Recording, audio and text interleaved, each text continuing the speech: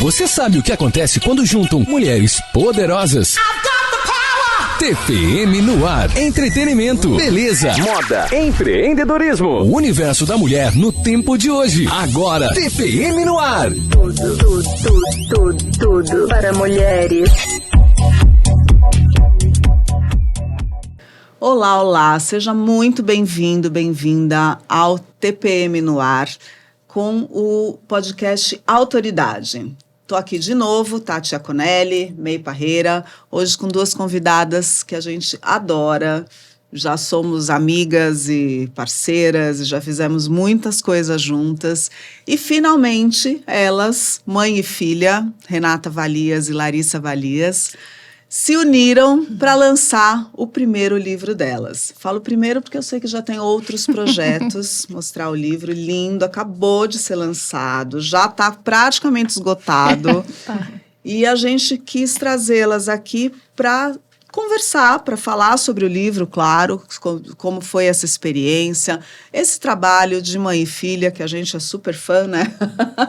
A gente recomenda muito, eu acho que funciona, que quando funciona, funciona muito bem. E para contar um pouco dessa experiência, né, de como foi a Renata, que não veio da literatura, da escrita, e que hoje trabalha só com isso, né, vive de literatura, literalmente. A Lari, que está chegando, mas que já está entendendo aí que pode ser um caminho interessante, apesar de não ter sido um objetivo, né? E é um bate-papo, meninas, sejam muito bem-vindas. Queria que vocês se apresentassem, falassem um pouquinho de vocês e a gente vai conversar.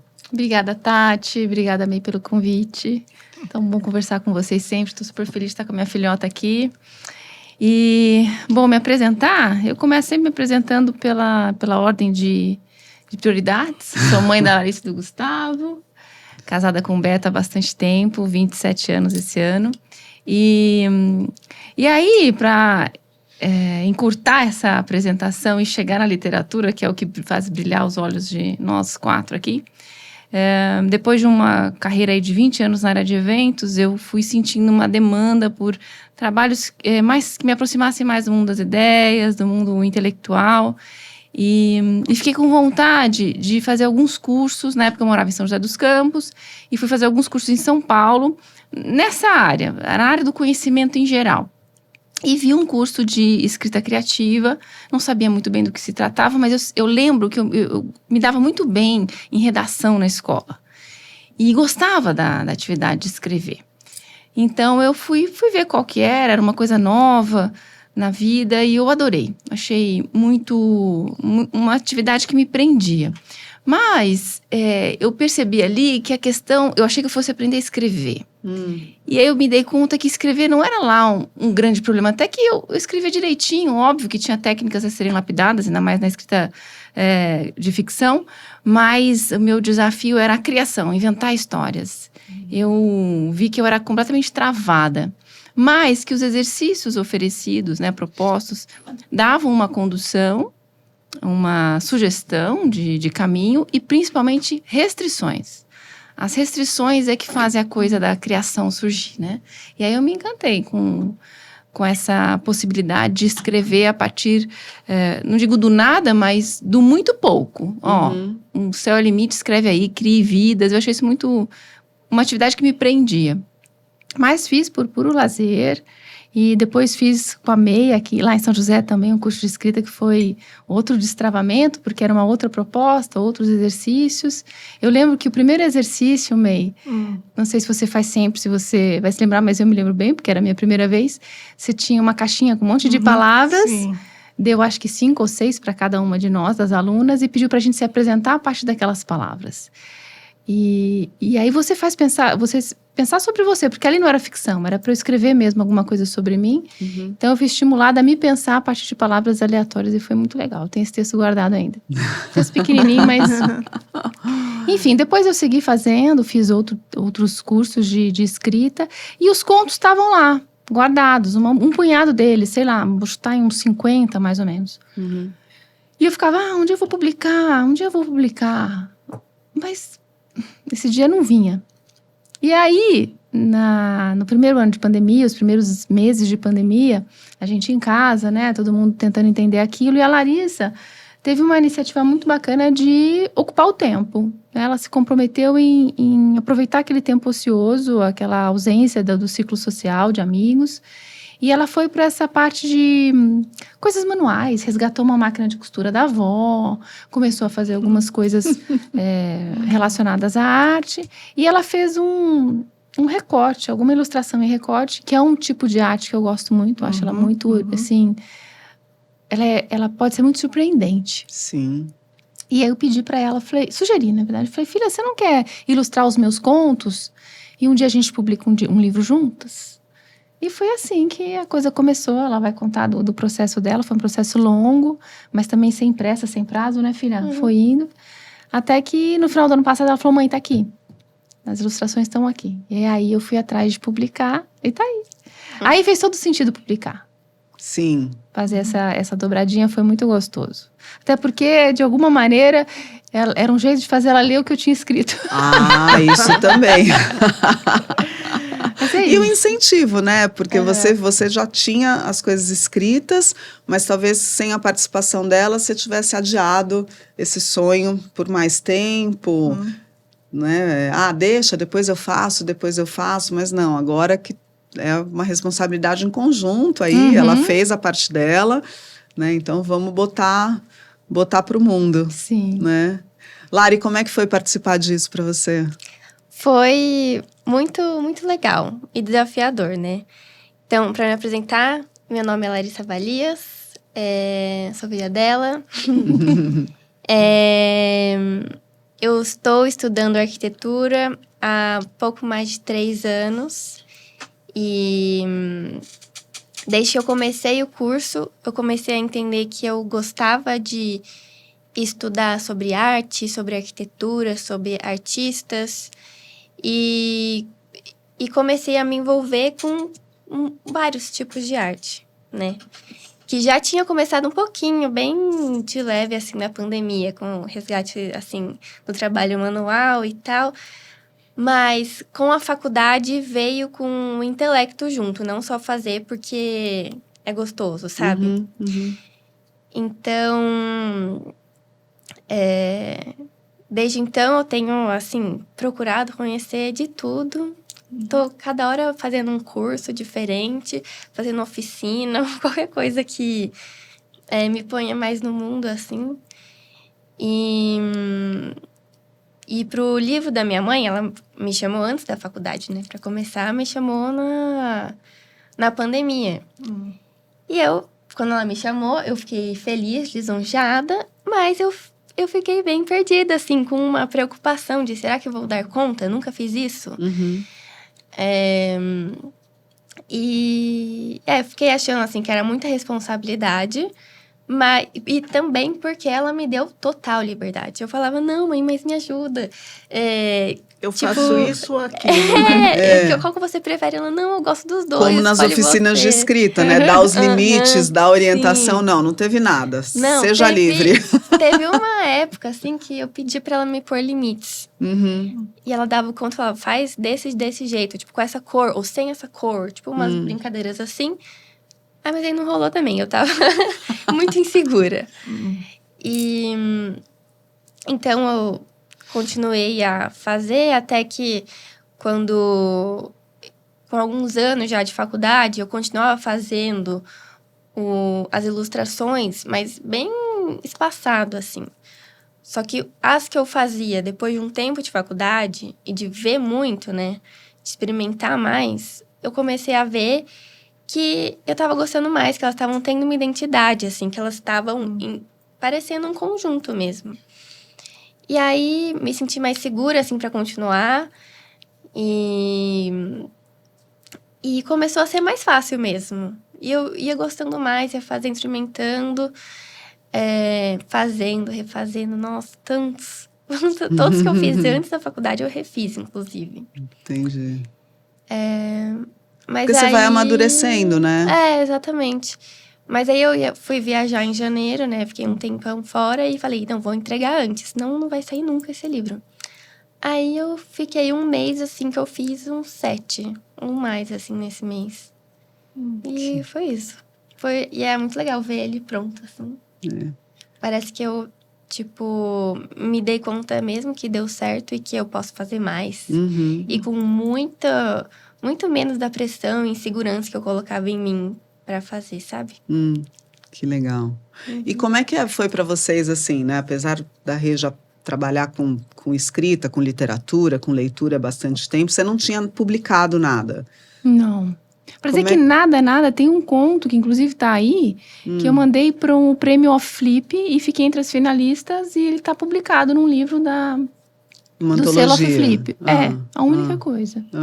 Nada, nunca tinha publicado nada. E como é que foi passar de um lado para o outro da literatura, de leitora ávida e de estudiosa para autora? Ô, Tati, a gente... Os autores, os escritores ocupam um lugar tão sagrado para mim que eu não consigo me colocar lá ainda, não. Eu não acho que eu passei parado nenhum. Eu acho que eu tô feliz de ter rompido a barreira. De ter tido esse projeto. E uma coisa muito louca, gente, é meio sem noção, mas é real que eu vou falar para vocês. Eu até falei isso outro dia lá em casa. Porque você publica, e eu queria muito ter isso escrito, ter esse objeto, livro, com essas ilustrações da Lari. Eu queria mostrar para as pessoas, olha que legal o trabalho que a gente fez. Mas eu não esperava que as pessoas fossem ler. Olha que coisa. Você não esperava? Não, acho que as pessoas iam prestigiar pela amizade, porque, né, tá bonito, deixa eu folhear, mas eu não tava contando com feedback de leitura e recebi vários. O primeiro conto eu recebi de umas 3 pessoas. Nossa, Renata, obrigada por esse conto, me fez lembrar de tanta coisa. Aí uma outra falou que o preferido dela é um que eu nem é o do presunto de Natal. O pernil, o do pernil. Eu adoro. E então, sem falsa modéstia, do fundo do coração, eu não me vejo como escritora, não. Mas eu tô feliz de ter publicado esse livro e com vontade, porque eu fiquei sem escrever, estou sem escrever há muito tempo. Deve ter uns 3 anos que eu não escrevo nada de ficção. Eu brinco que eu escrevo quando eu tô fazendo os cursos, porque tem um comando e tem que valer o que eu escrevi. Eu noto, assim, a gente vê os escritores, os autores, muitos deles falarem da necessidade de escrever. Escrever faz parte de um movimento vital e de um pouquinho todo dia. Eu não posso dizer que eu tenho isso, não. Eu adoro escrever, é uma atividade que me entretém super bem, mas eu não tenho uma necessidade vital. Se eu tivesse, eu escreveria mais. Mas quando eu tô escrevendo, eu amo.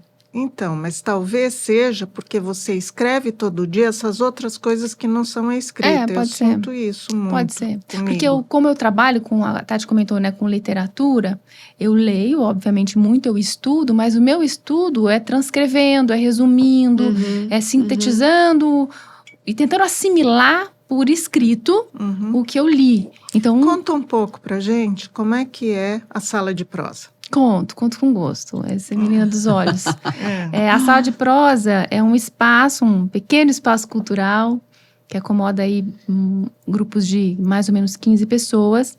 E lá acontece uma atividade que se chama Laboratório de Leitura e Prosa, que é uma metodologia criada pelo professor Dante Galeão, historiador da Unifesp, já há bastante tempo, mais de 20 anos. E eu me capacitei com ele em 2018 para poder reproduzir essa metodologia como mediadora, coordenadora da atividade. O laboratório, ele utiliza os clássicos da literatura e desde o ano passado eu estou aplicando a metodologia com clássicos da filosofia também e alguns livros de humanidades. E a metodologia usa, então, esses livros como fonte de temas para conversas a respeito das questões humanas. Essas todas que a gente gostaria de responder em vida. E muito mais do que conversas literárias, são conversas reflexivas sobre a vida mesmo. Um ambiente super informal, que convida a falar e botar para fora as nossas dúvidas, nossas elucubrações de uma maneira bem segura, porque você está num ambiente seguro, há uma abertura muito grande para ouvir o outro.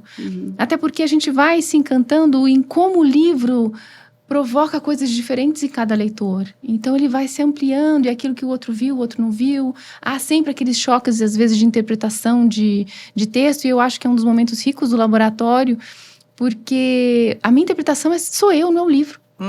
Né? Então, é um momento de eu me conhecer ali. Se eu usar como ferramenta de autoconhecimento, funciona demais. Por que eu acho que aquele cara é mau? E por que essa pessoa acha que esse cara é bom? Tá dentro de mim a resposta, né? Eu acho que... Nossa, é incrível, porque, bom, eu tenho que dizer que eu adoro esses laboratórios. São e a gente adora quando legais. Você vai. E é incrível, porque, assim, uma pessoa acha o livro maravilhoso e a outra fala, nossa, morri de tédio. Que livro chato, que livro triste, não entendi nada. As observações são tão diferentes, né? A gente teve no primeiro semestre, o penúltimo livro que a gente trabalhou no primeiro semestre foi Hamlet. E teve um grupo que teve, assim, um confronto de ideias sempre, né? Tudo muito gostoso, são confrontos bons. Mas uma turma defendendo o Hamlet como um homem extremamente honrado, com princípios humanistas que eram inéditos naquele tempo. E um outro grupo de, não, mas ele tinha um papel a cumprir, ele era o príncipe da Dinamarca, ele perdeu o trono, foi tudo por água abaixo, ele era um covarde. Então, imagina, de um mesmo livro, uma mesma tradução, o Hamlet ser visto como um covarde ou como um homem nobre. E é quem tá lendo que determina isso, né? Então, eu acho muito rico. Mas é isso que a gente faz por lá, uma obra atrás da outra. Hoje a gente está com 4 turmas regulares, uma de filosofia e humanidades e outras 3 de literatura clássica. Neste mês, essa semana, a gente começou os Irmãos Karamazov. Vai ser uma jornada aí. Serão quantos encontros? 14 semanas. Olha, que legal. É um encontro por semana? Um encontro por semana, de 1h30. E vamos lá dissecar a obra toda. Né? É praticamente um semestre. A gente vai acabar na primeira semana de novembro, porque não tem nenhum feriado. E a gente vai numa toada só. E segunda-feira a gente começou a ler o Kai Bailon, que também é um livro bem menorzinho, mínimo, mas muito denso. Então a gente vai fazer pesado. em 7 semanas. Mas é isso. Que legal. E você, Lari, você tá gosta dessa coisa da leitura também? Ou você lê mais o que precisa para estudar? Conta um pouquinho dessa inspiração, porque é uma inspiração, né? Eu, por exemplo, leio muito porque tá ali, né? Os livros estão ali, não tem como, né? Eu demorei um pouco, assim, pensando na minha vida inteira, para gostar de livros. Foi assim, comecei a dar uma chance no final do ensino médio, e a minha mãe já insistia há muito tempo, fazia joguinho de mesada, se você ler um livro esse mês, você ganha mais dinheiro. Nunca funcionou. Mas aí tinha um livro da escola que a gente tinha que ler no ensino médio já, e minha mãe falou, filha, esse é bom, confia. E ela até me deu um com uma capa super bonita, que era o Capitães da Areia. E eu adorei. Eu fiquei, falei, nossa, eu gostei. E daí, desde então, isso já fazem mais de 3 anos. E eu fui aos poucos tentando introduzir mais a leitura. E no começo não era muito pelo livro ou pelas palavras que eu lia. Era mais, o prazer de começar um livro e o prazer de terminar um livro. Sabe? Eu fazia meio corrida, assim, só pra... acabei esse, e agora eu posso comprar um novo. Mas esse ano, e um pouco do ano passado, eu comecei a perceber que agora eu gosto mesmo de estar ali no meio da história. Inclusive, participou do hábito de leitura, né? Sim, exatamente. Eu participei, porque eu tava de férias, agora eu consegui participar de 3. Que legal. E aí eu fiz o Hamlet, a Clarice e o do Freud também. Está na Civilização e A Paixão Segundo GH.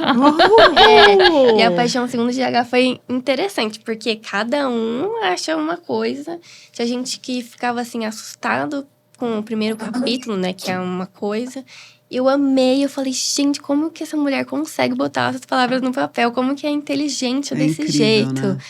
E então, agora, assim, eu tô percebendo que os livros estão fluindo muito mais pra mim. E eu tô gostando mais de ler agora. Eu acho que essa coisa da leitura, quando você para de prestar tanta atenção, assim, de querer, né? Não, eu não tô entendendo, eu não vou ler, ou eu não vou conseguir. Não, a hora que você deixa fluir, A coisa acontece. a coisa acontece. Eles têm um ritmo próprio, né? Tem uns que são chatos mesmo, tem outros que são difíceis mesmo. Mas quando você começa a ler com aquela obrigação, por exemplo, para uma prova na escola, ou... É diferente, né? diferente. Você fala, não, eu preciso ler com muita atenção, porque eu preciso lembrar disso depois. No fim, você não vai lembrar, porque você não está com a atenção ali, você está estressada, você está tenso, você está pensando em outra coisa. Na medida que se você pega um por prazer, assim, não, eu vou ler, vamos ver o que acontece. No final, é esse que você se envolve, é esse que você lembra, é esse que você indica, né? Exatamente. E uma coisa, eu comecei a perceber como eu estava gostando dos livros que eu estava lendo... Por quando eu acabava de ler, o livro já era esquecido, já devolvia pra minha mãe. E ele me vinha na memória. Tipo, nossa, que memória gostosa, essas cenas na minha cabeça desse livro. E aí, aconteceu uma coisa, eu lembrava da cena que eu criei do outro livro, sabe? E aí você já quer, você precisa ter sempre um livro em andamento. Exatamente. Né? Não dá pra não ter nenhum livro ali. Isso aconteceu com a você minha está filha lendo, também, que vocês têm a mesma idade, que também não lia nada. E aí começou, às vezes ela demora mais, às vezes mas ela sempre, hoje em dia, tem um livro em andamento. Pode ser que ela demora, sei lá, 6 meses para ler. Mas ela tá ali, ela anda com o livro, ela viaja, ela leva o livro. Ela me liga, mãe, tô acabando aquele, porque a gente sempre indica, né? Tô acabando esse, qual é o próximo? Aí a gente já tem um próximo ali na agulha para lá. E o gostoso é a hora que ela chegar com os livros dela, que tá acontecendo com a Lari agora. Ela já... Mãe, você comprou, foi Setembro Negro agora, né? Do Sandro Veronese. E tinha comprado um outro anteriormente. Da Rosa Monteiro também. Já com as próprias escolhas, já entendendo agora na Flip, a Manuela fez isso, né? Ela me ligou da livraria, né? Mãe, comprei 2 livros aqui. Eu tô nervosa. A gente fica tão feliz, né? É muito legal. Vai fazer no clube de leitura nosso, a Rosa, nesse mês de agosto. Qual livro? A Ridícula Ideia de Nunca Mais Te Ver. E em setembro, o Sandro Veronese com Setembro Negro. Legal. Eu achei legal aproveitar o movimento deles, né? A estada deles aqui, porque foi um rebuliço. Foi um rebuliço. É verdade, esse ano estava um rebuliço. Muito bom, né? Mas é uma alegria a gente ver esses frutos. Você precisa começar um laboratório com novos. Literatura contemporânea, você fala? Eu nunca experimentei, May. Porque é muito diferente, viu? Sim, é completamente diferente. E assim, talvez dos contemporâneos para dizer que nunca, Saramago. Mas Saramago já nasceu clássico, é uma coisa doida, né? Você sabe que vai emplacar, não tem jeito. Como assim, contemporâneo? Mas por exemplo, Vestígios do Dia, eu vejo um laboratório, sabe? Filho de Mil Homens, eu vejo um laboratório. Mas, por exemplo... Se cavar, você tira. Mas quando eu digo que eu vejo um laboratório, é porque ali aquela pessoa pensou uma questão humana de uma maneira original. Vale a pena abordar e a partir dela pensar a vida. Eu não sei, eu não posso dizer que eu encontre isso pouco na literatura contemporânea, porque eu leio pouca literatura contemporânea. Entendi. Então, como tem muita coisa, né, a gente tem acesso a... Muita coisa ruim também, né? Então, fica difícil fazer a curadoria da literatura contemporânea, mas alguns são demais, né? Sim, claro que sim. Esse Kazuo Ishiguro.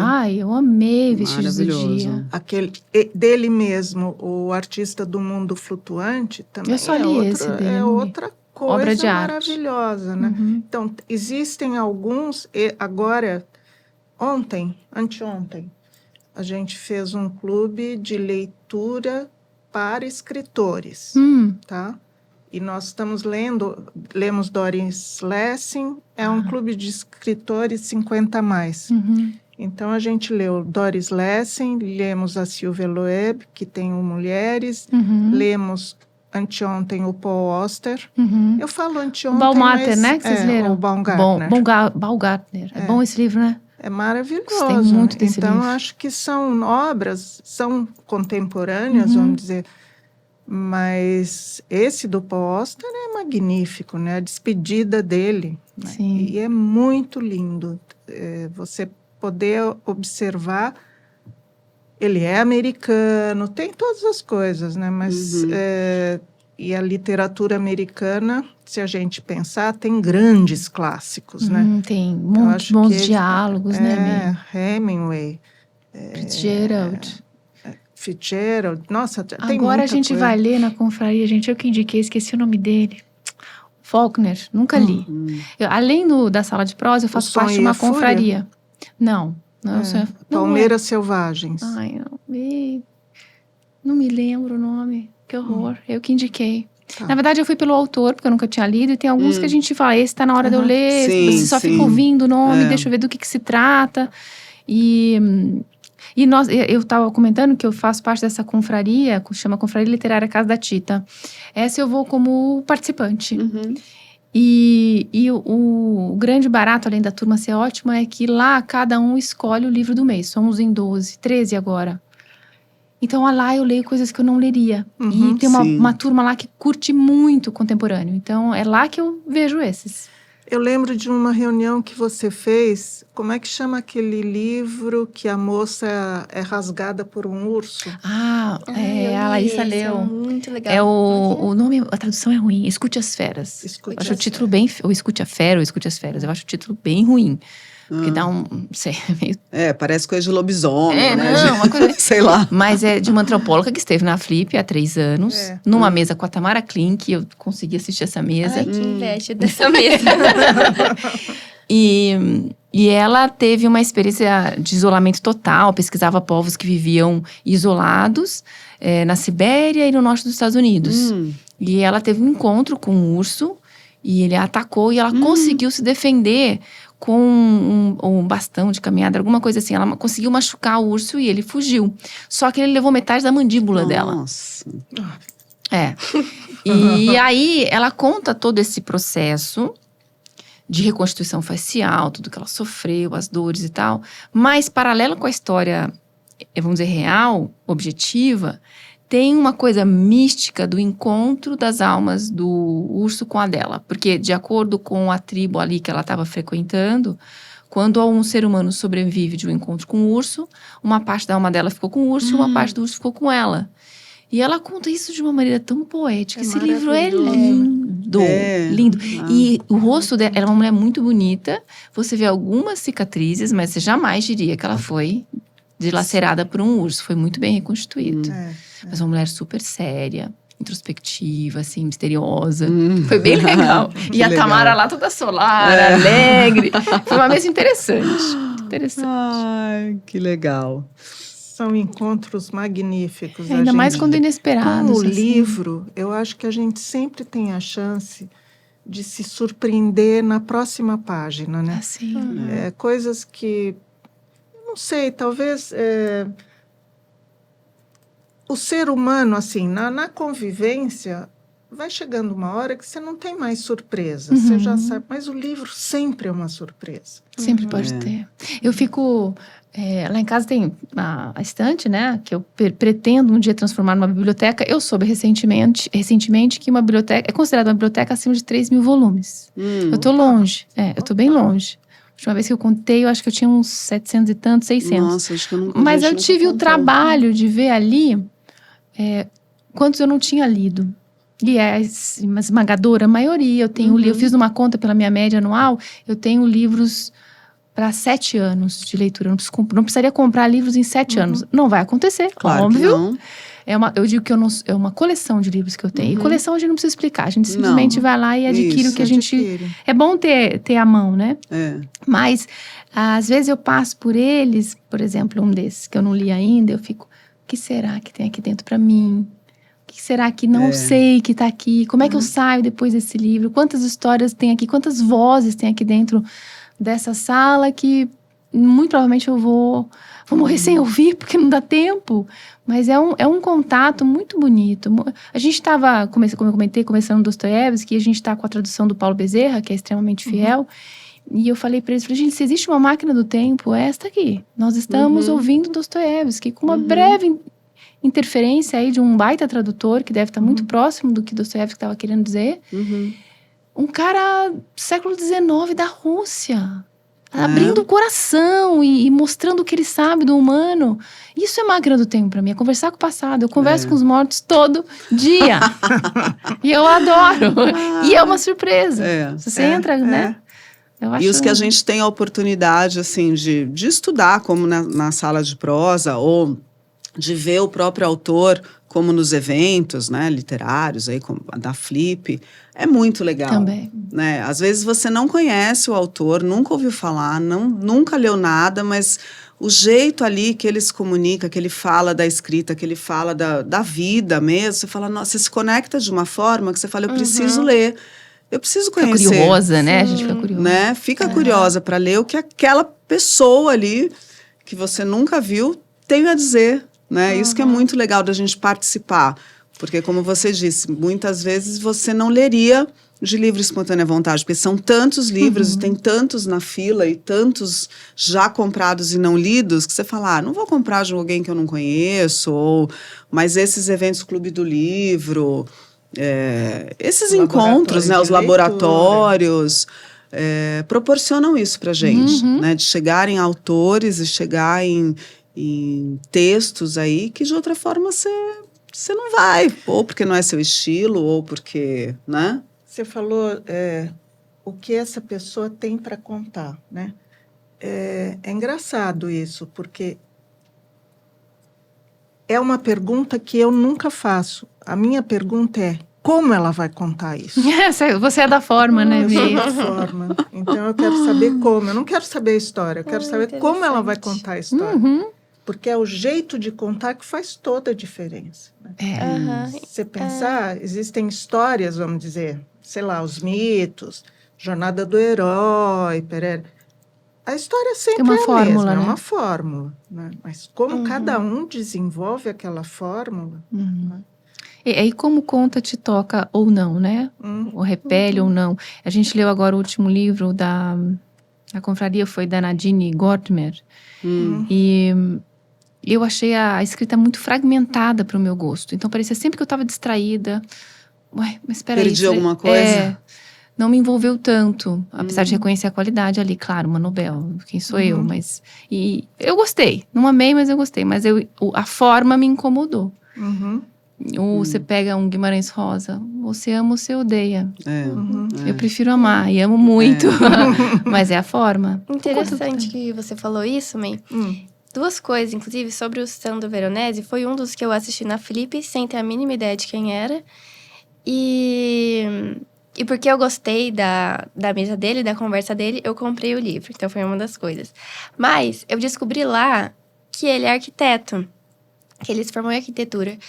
E uma das últimas perguntas que a moça fez pra ele é como que os livros dele, tipo, o que ele faz...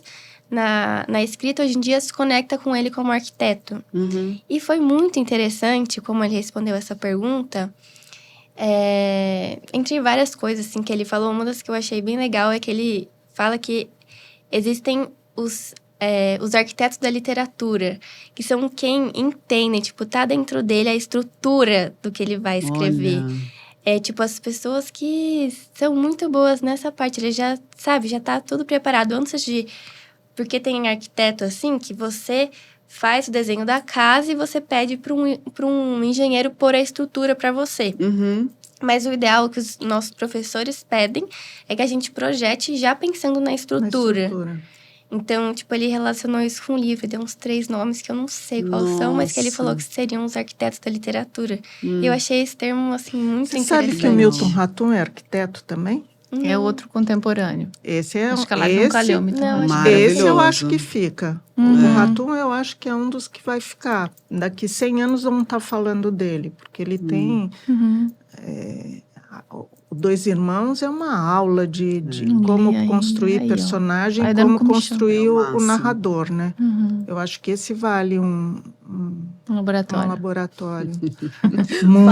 Faça você hoje contemporâneo. É verdade, porque é muita coisa, muito oferta. Não dá. Foi nessa mesa que você estava do Sandro, que ele falou que tem autores que constroem personagens como bonecos e outros como homens de Leonardo? Eu não escutei esse não. Então foi na outra que ele fez, né, que alguém mencionou isso. Eu achei muito legal também essa analogia que ele faz que alguns autores têm a capacidade de criar personagens como o Homem de Leonardo, o Vitruviano, que tem todas as dimensões. Perfeito. Tem profundidade. Ele tá completo. E tem outros autores que escrevem bonecos, que são como se fossem tipo pessoas, né? E eu falei, cara, não é que é verdade? Porque, de novo, vou citar Dostoiévski. O Dostoiévski te entrega, todo o personagem dele é um Homem de Leonardo. É inteirinho. E você acha que ele é um passant, que ele veio dar um oi na obra? Ainda que tenha vindo, ele é super convincente. Mas não, ele aparece lá nas últimas páginas. É gênio, coisa de gênio mesmo. Então, acho que tem a coisa de você... Esses grandes, né? Eles estudam o personagem, ou eles têm o personagem tão bem definido, né? E o que o Hemingway coloca como a ideia do iceberg na escrita. Só 20% você vê do personagem, os outros 80% fica submerso. Então, toda a história está... Mas você acha que os outros 80% o autor sabe? Ele só mostra 20%. Ele mostra 20%, mas ele sabe 80%. Tá. Interessante. Muito Porque... legal. É uma arte, né? É uma arte. Aquele conto do Hemingway, por exemplo, Os Assassinos. Que é só diálogo, né? É só diálogo. E tem lá toda uma história que você acha que você está entendendo, ou você... Você cai de paraquedas ali. Isso. Então, acho que tem uma coisa que é da estrutura interna, né? O que o cara está fazendo com aquele material que ele tem, né? Como ele vai contar. É por isso que eu fico fascinada. Entendeu? É incrível, né? Tem uns Lara, e você? Qual é a sua perspectiva aí desse mundo literário? Eu tenho gostado muito de explorar mesmo. Muito eu peço pra minha mãe, ela vai me dando uns aleatórios. Lê esse escritor russo, lê esse aqui, nananã.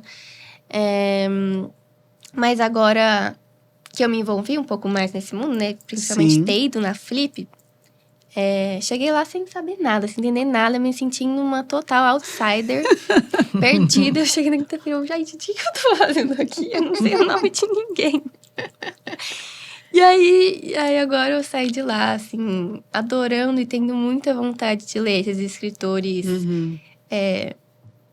contemporâneos. Contemporâneos, né? Que você viu lá. E com relação aos sua arte?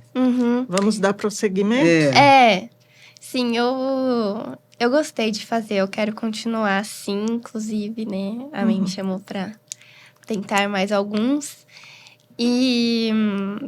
Porque eu gosto de arte, eu sempre gostei de me expressar, assim, com arte. Também por aquela coisa da pandemia, do trabalho manual, que é gostoso. E é uma forma muito legal de autoconhecimento também. Com esse livro, eu entendi muito do que eu gosto e do que eu sou, assim. Quando eu vi o resultado completo das ilustrações juntas, o conjunto, pra mim é muito eu, assim, sabe? O jeito que eu vejo o mundo, sabe? Que legal. Parece que tá organizado como minha cabeça é organizada, assim. E as cores também, as texturas, né? Assim, as composições também tá dentro de mim, assim, sabe? Que legal. Então, foi muito bom. interessante. Deixa eu contar uma coisa. Quando eu só tinha o texto do livro, né? A primeira vez que a sua mãe me mandou a capa, eu ainda não tinha visto os desenhos, as ilustrações. Aí eu falei, nossa, Rê, mas você vai colocar coraçãozinho na capa? Lembra que eu fiz uma observação assim? Talvez tivesse infantil, alguma coisa assim. Né? Vamos colocar isso na prateleira. Mas quando eu vi as ilustrações, fez tanto sentido, sabe? Combinou tanto com o livro, né? é uma vestimenta perfeita, né? Eu achei bárbaro, assim. Nossa, adorei. E é gostoso, pra mim foi gostoso ver o que será do conto que ela vai querer destacar. Sim. Que era a primeira pergunta que ela fazia quando ela começou. Mãe, mas o que você quer que eu faça? Eu falo, o que você quiser fazer. Não, mas o quê? O quê do conto? O que te der vontade, minha filha. Porque se eu falar, não é a minha, sua arte, é minha. E ela pelejava, tadinha. Mas no final, é muita sensibilidade. Assim, algumas coisas são muito assim, delicadas mesmo do que é que saiu pra ela. É gostoso. Muito legal. É muito bonito. Muito legal. Gente, que prazer ter vocês aqui com essa obra, né, de arte, né? E saber, né, que a gente pode contribuir com os nossos filhos, com as próximas gerações aí, com a nossa experiência, com a nossa referência, né? E ver que dá para ter um negócio ligado à literatura, que dá para pensar numa profissão, numa carreira, né? Até quem sabe o mundo do livro você vira uma super ilustradora e usa a arquitetura, todo o seu conhecimento em arquitetura para isso. Né? Não sei, a gente não são caminhos, né? A gente não sabe porque as coisas estão começando, né? Depois que a gente entende por que começou. Exato. Vai ser muito legal. E obrigada por estarem aqui com a gente. Obrigada por vocês. Divulgar aí essa. Adoramos. Muito gostosa essa conversa. Muito orgulho. Muito orgulho, né? De fazer parte também. E a Larissa fez um post no Instagram que eu achei muito bacana, que ela colocou uma foto nossa com vocês atrás. Ela falou assim: mãe e filha publicando, mãe e filha editando. Não foi? Ai, que legal! Nossa, eu não vi, eu acho. Acho que você marcou. Marcou? Então eu vi, mas que legal. E é verdade, eu falei verdade. É óbvio. Você não tinha me dado conta da dobradinha. E é muito legal. E esse livro aqui também, a autora, depois que a gente já tinha conversado, ela falou, olha, eu bati o martelo que eu queria publicar com vocês, porque ela começou a escrever quando ela perdeu a mãe dela. Então, o fato de ser mãe e filha, para ela fez muito sentido. Ela falou, não, são vocês, eu não quero nem falar com mais nenhuma editora. Que legal. É muito diferencial legal competitivo isso, né? Raro, né? Não é? É verdade. É verdade. Gente, muito obrigada. Obrigada a vocês. Obrigada. Foi uma delícia. Assistam, comprem o livro, leiam o livro. E procurem aí as meninas. Deixe comentários. Isso, vai ser ótimo. Né? Obrigada, meninas. Obrigada.